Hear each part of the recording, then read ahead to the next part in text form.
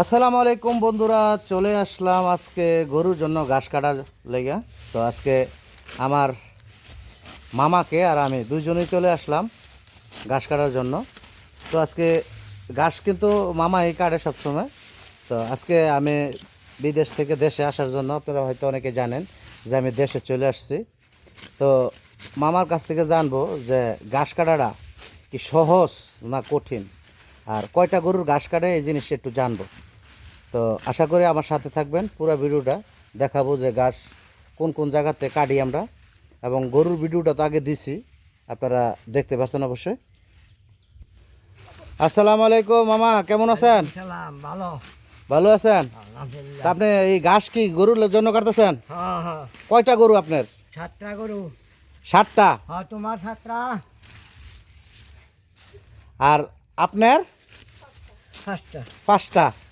তো সর্বমোট 12টা গরুর ঘাস কাটেন নাকি? হ্যাঁ হ্যাঁ। এটা কি প্রতিদিনই কাটতে হয় না? না, 2 দিন, 1 দিন, 4 দিন পরে। এটা কয় বস্তা করে কাটেন প্রতিদিন? 3 বস্তা, 2 বস্তা।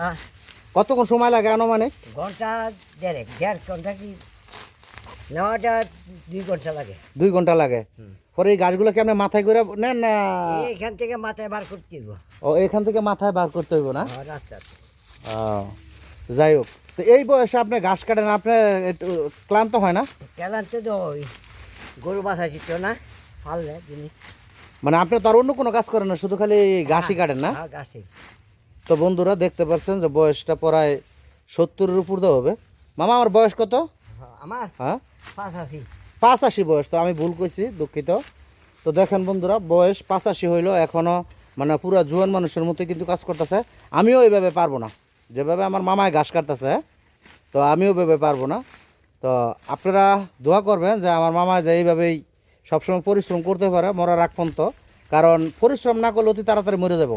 এই কারণেই আমার এই দোয়াটা, যে কাম করলে শরীর ভালো থাকে, আর যদি ঘরে বসে থাকে তো দেখা গেছে যে শরীর ব্যথা হইব, অসুখ বিসুখ হইব, হ্যাঁ। অতি তাড়াতাড়ি পয়লা যাবো গা। পড়ে যাবো গা বিছনায়। তো আমি চাই না আমার মামায় যে অতি তাড়াতাড়ি বিছনায় পড়ে যাক। কি মামা, কথা কি সত্য না? কথা সত্য, কথা ঠিক। আমিও চিন্তা ভাবনা করে একটু দিচ্ছি। যাক, এই চিন্তাটা তো আপনার আছে নাকি? হ্যাঁ। না আমার কথা কষ্ট পাইছেন? না না, আল্লাহর রহমত আছে। কষ্ট পাইছেন না? না? না, কষ্ট কি? তো দেখেন, এই যে বন্ধুরা দেখেন, দোয়া করে তোমরা সবাই। হ্যাঁ হ্যাঁ, দোয়া করেন বন্ধুরা। এই যে দেখেন, আপনাদের কাছে দোয়া চাইছে, যারা যারা এই ভিডিওটা দেখবেন আসলে দোয়া করবেন আমার মামার জন্য। মামার যেন অনেক দিন যাবৎ বাঁচে এবং সুস্থ অবস্থায়, অসুস্থ জীবন আমার মামার যেন না হয়। তো ভালো থাকুন বন্ধুরা। আর আর বিশেষ করে আপনারা আরেকটা জিনিস দেখাইতে ইচ্ছুক আমি। দেখেন, এখানে ঘাস কাটতে আসছি, এখানে একটা লেবু গাছ দেখতেছি। দেখেন লেবু যে ধরছে, এই যে দেখেন, একবারে নিকটে নিয়ে দেখাইতেছি। এই যে দেখেন, দেখা যায়। এরপরে এই যে দেখেন আরেকটা ভিতরে লেবু। হ্যাঁ, আর এখানে যে দেখেন, আমাদের দেশে কিন্তু এই যে কচুগুলা পাওয়া যায়, এগুলা কিন্তু নিয়ে পাক করে খাইলে আসলে আমার মনে হয় ভালো হবে। আর এটা কিনা খাইতে হবে না। আর কি বলবো, এই যে দেখেন এখানেও কিন্তু লেবু আছে। ঠিক আছে, তো ভালো থাকুন, যে যেখানে আছেন। আমার সালাম রইলো, দোয়া রইলো আপনাদের জন্য, আর আমার জন্য দোয়া করবেন। আল্লাহ হাফেজ, বাই বাই।